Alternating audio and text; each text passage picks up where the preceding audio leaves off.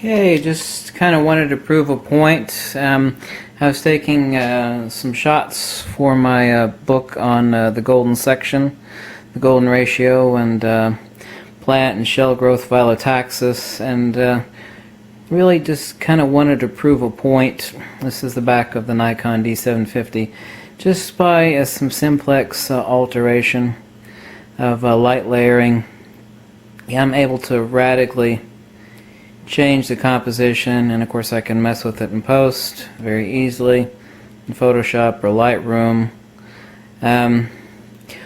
One of really basically only 5 fundamental tenets, other than obviously composition and light manipulation. Of course this makes up light manipulation, but as a subcategory of light manipulation that makes up advanced and professional photography is light layering. What we don't see, and what you and everybody else fails to see, is what is potentially there. I mean, if you want to take a shot of what is there, you're capturing the moment, and you need to start thinking about, as I've told you before, about capturing, creating specifically, creating the image, extracting what is not there, but actually seeing in your head what is potentially there. Obviously this is a boring shot, but I'm just using it as a premise for golden section, golden ratio, vortex, multiplicative additive growth as found in nature, as found in magnetism. I mean, this is a boring subject for you, but it's just simply an additional shot to, you know, add to my book on the golden section and on phyllotaxis, plant phyllotaxis, and also shell growth. Anyway, the simplex premise that I want you to take away from this, and let me tilt the camera up and you can see what I have over here. It's a boring shot. I know you're not interested in it, but I have an LED light implanted, stuck up inside the shell.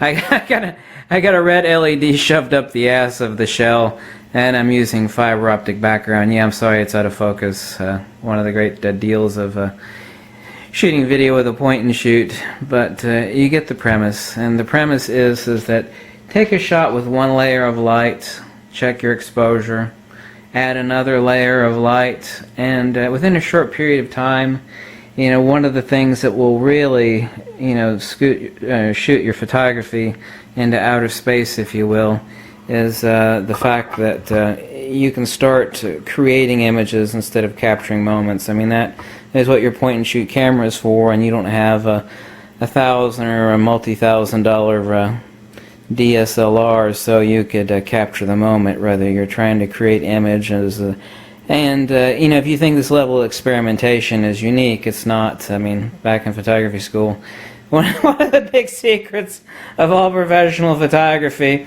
is you'll actually see them in the studio too. I mean, they'll sit there and like with their Nikon D4 or my reacquired Nikon D3, is that they know what they want to get. But they'll sit there and they'll capture, you know, 100 shots. They'll, you know, 1 shot per 100 rejects. You know, depending on what the subject matter is, or the model, and how they're cooperating, or how good they are. But it's just like a hunter. I mean, you could be the best hunter in the world and go out and not get anything one day. But it doesn't mean that you don't have the skills. It just means that the stars didn't align for you compositionally. Now, you can create the image and make manifest what you want, and you could have it in your head, but things may not always necessarily align that way. But the point is that you know how to do it, and you are creating the image, and you will get better and better, faster and faster. It's really not that difficult. But the key premise to take away from this, despite my flapping lips, which I know sometimes can drone on, is that you learn how to create an image instead of capture a moment. You see what is there, and you see what is potentially there. But specifically, as per this video, start layering light. And if that means that, you know, it's the crack of dawn outdoor and you want to take a portrait shot, it's like, oh, we got plenty of light, you know, I don't even need a tripod, I don't even need a monopod, I don't need anything, you know, I can get the shot. It's like, well, yeah, but is that the best that you can do? I mean, add a little fill flash. Add a gold reflector. If you don't have an assistant, then stick it on a stand.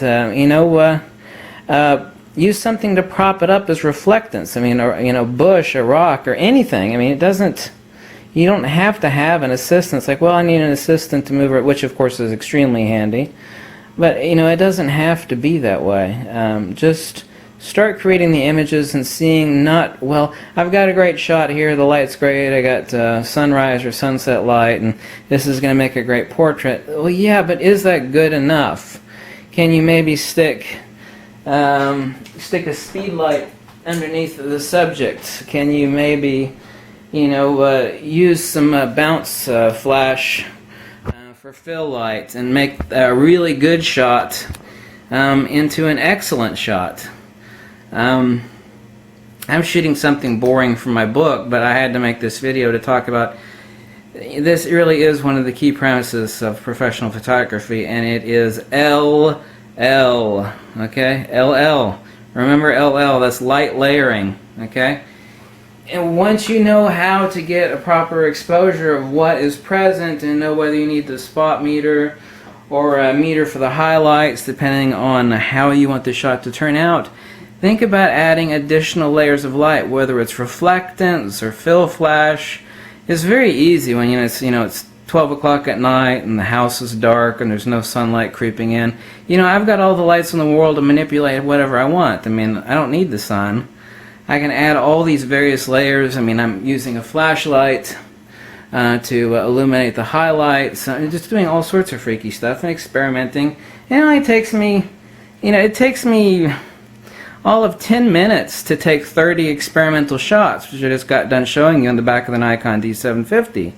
30 and out of those 30, there are a couple that I'll really like, and I'll adjust them in post. And this isn't that difficult, and it doesn't take that much time. So this is of course part of light manipulation. What makes a professional photographer is a master of composition and a master of light manipulation. Well, this of course is a very boring shot that's not fascinating, of course. I mean, this is going to be for a dry book about field theory and the golden ratio, so it's not for most people an interesting shot. The premise is that you need to start considering layering your light. Okay, additive fill flash, reflectance, think of transparency, think of what you can do, ring lights, halo lights. If you got a studio, God, there's just so many options. Just so many options. If you're in the studio, you've got no excuse. When you're out in the field, you got to get creative, especially if you don't have an assistant. But that's no reason why you actually can't, stick your pop-up flash in commander mode if you have enough light, and then plant a speed light somewhere on a light stand over off to the side or behind someone and give them some nice hair light.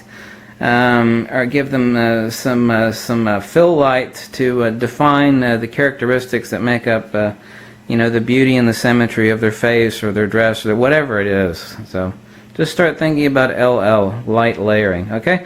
Yeah, I know I talk too much. That's the case with me, unfortunately. Catch you later.